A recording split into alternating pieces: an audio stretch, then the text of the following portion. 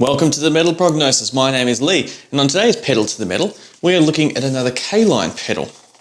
So, excuse me just while I open this up. So this pedal is just called Overdrive. Now, that's not the most creative name for a pedal. It's got a really cool picture of a spider on it though, so I think I might nickname this one the Spider Pedal, because it's more a better way of describing it rather than just overdrive. Now the difference with this pedal compared to other ones I've had on this channel is this one is designed for bass. So I've got my Epiphone bass back there ready to go, and just like all my other Pedal to the Metal videos, we'll put a camera to this, we'll dial in a tone together, and then we'll jam through in a full band mix to see how it all sounds, and then we'll have a chat about it afterwards. So let's get the bass guitar a bit of spotlight here. So the Caline Overdrive pedal. Let's see how it sounds.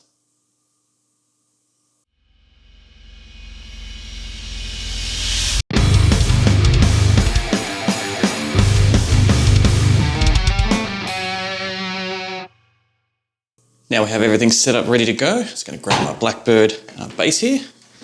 And like all my Pedal to the Metal videos, this is what it sounds like before we engage the pedal.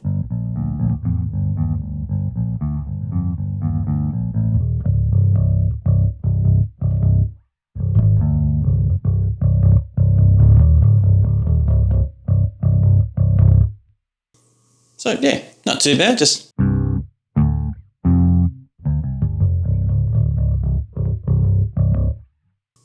yeah, sounds alright. Bass is a lot different compared to guitar, because when I hear guitar clean I'm like, no, where bass clean is, yeah, not too bad. But let's engage this pedal. So firstly, we've got tone, gain, volume and shape. What I want to do is I'm going to leave the tone at 12 o'clock straight up, because if I turn it all the way down, it just sounds muffled. I'm going to turn the gain all the way down. Shape I'm not sure about, so I'm going to leave that at the top there. I presume that might be like a presence knob. So I'll just leave it like this for now. Let's turn it on, nice and engaged, which is good, and see what we get straight off the bat before we start dialing anything in.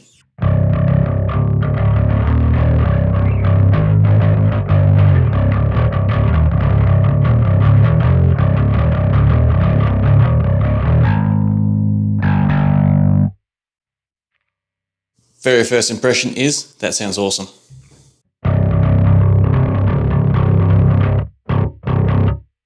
Nice gritty, dirty sound. Very cool. Now that's just not touching anything really and turning it on. So now let's see what it sounds like if we dial in some gain.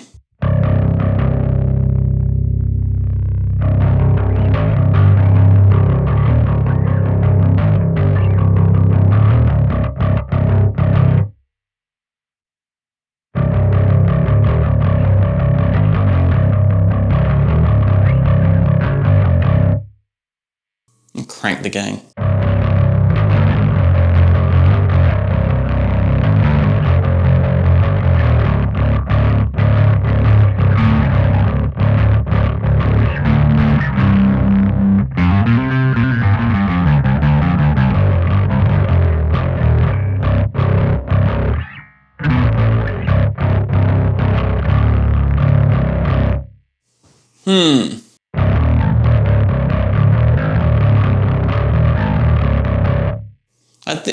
It sounds cool, but I think it breaks it up just a little bit too much, so I'll dial back the gain.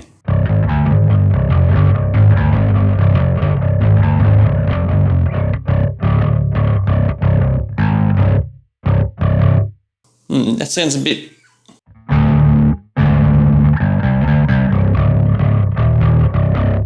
Still got enough dirt there, still enough bite, but it hasn't broken up the sound too much, which is good. So now let's check out the shape.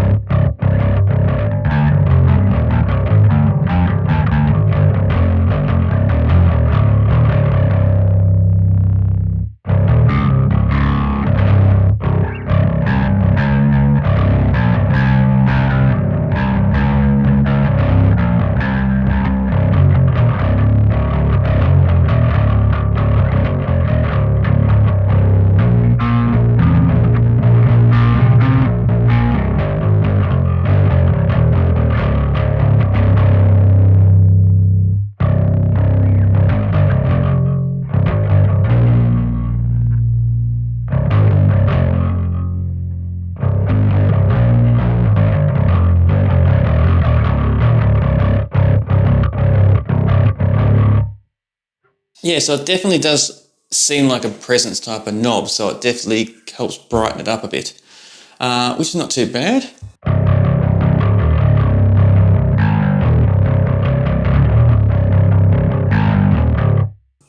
So let's just muck around with the tone knob quickly and see how that affects it. So firstly, let's chuck it down all the way. Oh, sorry, that's the volume. Try it again. Chuck the tone all the way down.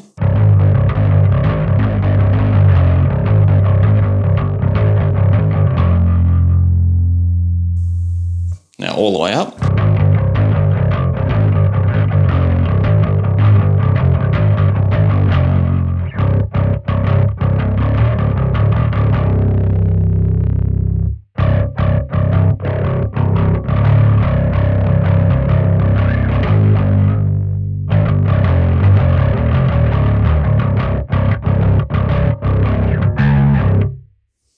Yeah, I think I just prefer it more in the middle, but that might just be because that's how I've been playing it for the last few minutes, and you kind of get comfortable in its own little sound when something sounds decent. And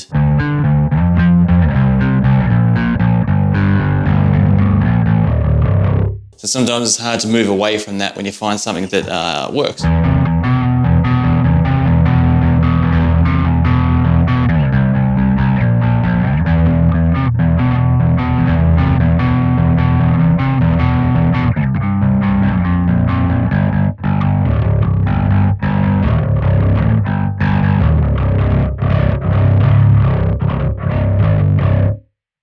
My bass playing is a little bit rusty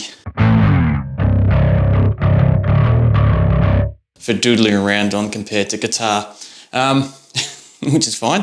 The more videos I do with these, the better I'll get.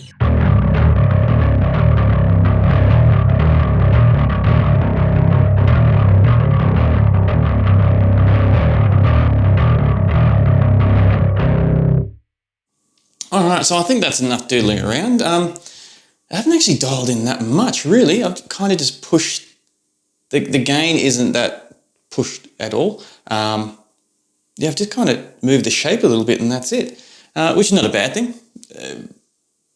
It's got enough characteristics that I like in it that I'm happy to keep as is.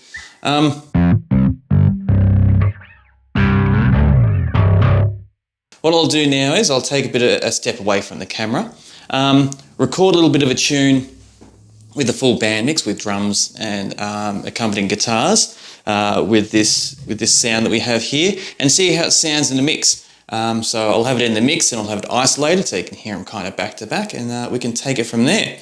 So I will say this with the mix, so I am going to keep the guitars a little bit less saturated than what I normally do, because we're not homing on the actual guitars here. We're seeing kind of how this blends in with the actual mix. So in some other videos, you'll probably hear the guitars have been pushed a lot more, but this is about the bass, not about the guitars. So sit back, relax. This is probably a lot closer to the camera compared to the guitar when I do this. Enjoy the tune. And I'll see you on the other side. We're going to talk about my final thoughts.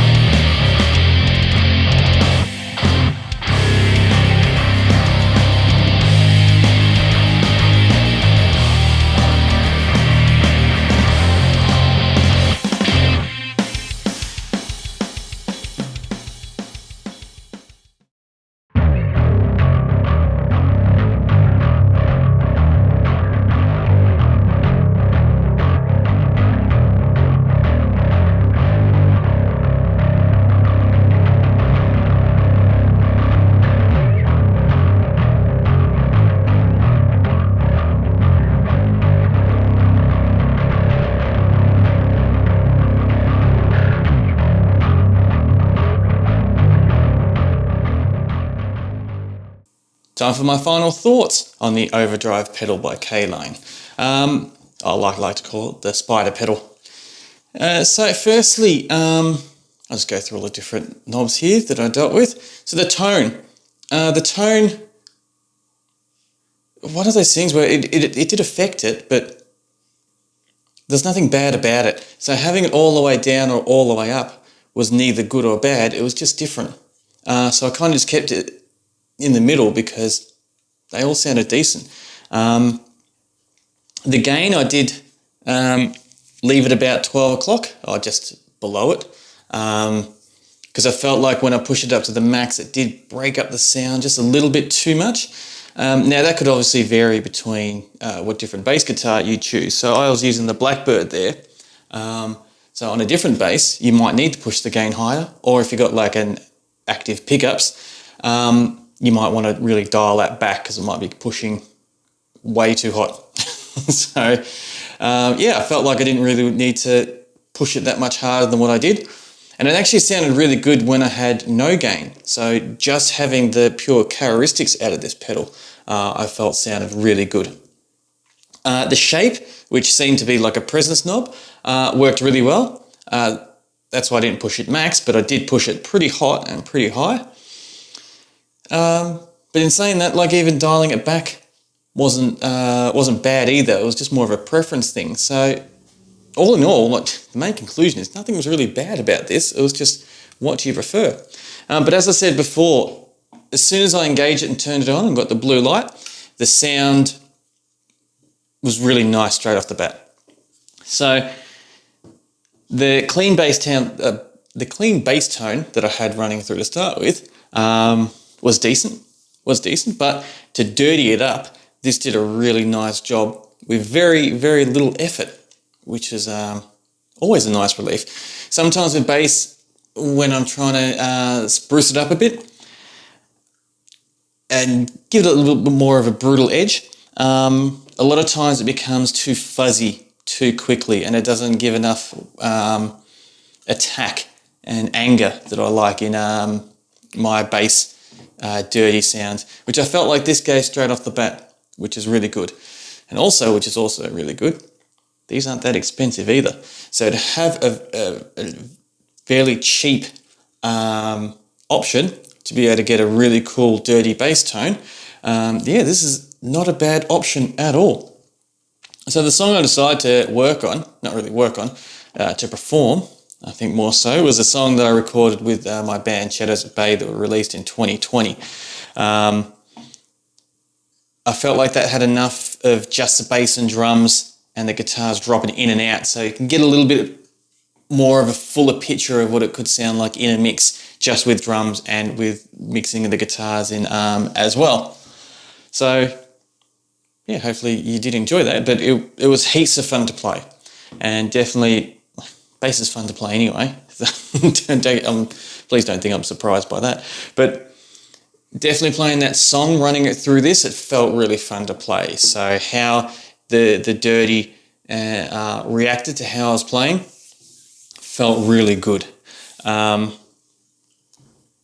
So I'm not sure what else to really say. It was fun. It was good. I want to do it again. So what I might do with this pedal next, if people are keen to see it, is I might hook this up to my bass amp and mic it up to see how it blends in with the characteristics of my bass amp and speakers, not just running it directly through, which is what these pedals to the metals are all about, is putting these under the spotlight and seeing how they hold up on their own. So yeah, now having it accompanied with some other equipment to see how it blends could be really interesting. So yeah, just let me know if you want to do that, because that could be pretty cool. Yeah, let me know what you think about the bass in general, like doing these videos and that as well. Hopefully in the mix, YouTube doesn't overly compress it and make it sound too mushy, because I did try to emphasize a lot of the bass in the mix so you could hear it clearer without having it so much on top that there's no use even having it in a mix if it's sitting too much on top. So yeah, hopefully that did turn out well, and future Lee that's going to be editing this is going to answer that while I'm actually editing it. So you as viewers, hopefully it's no issue. In saying that, now it's time for your thoughts. I say time for your thoughts. You could have put comments in if you haven't already at any time. But I'm definitely keen to know what your thoughts are about how you felt, how this sounded while I was dialing it in, how you felt like when I pushed the gain fully compared to dragging it back, what your thoughts on that, what your thoughts were while the bass was in the mix compared to isolated. And yeah, do you feel like I came across something that was really cool on this and skipped past it and should have invested more time maybe in something instead of jumping straight to trying to get too dirty and trying to find a little bit more, I don't know, something else that you'd prefer? Definitely let me know in the comments below. And also thank you to anyone that's reached out to me on my Facebook page as well. We've had some really cool conversations about bass and guitars and different ways to implement and alter the sounds, which has been lots of fun. I think I've babbled on enough now, so I'll do my usual sign-off. Whether this video is in the foreground or the background, I thoroughly enjoy your company and being a part of these conversations. And I really look forward to chatting with you next time. And until next time, please stay safe.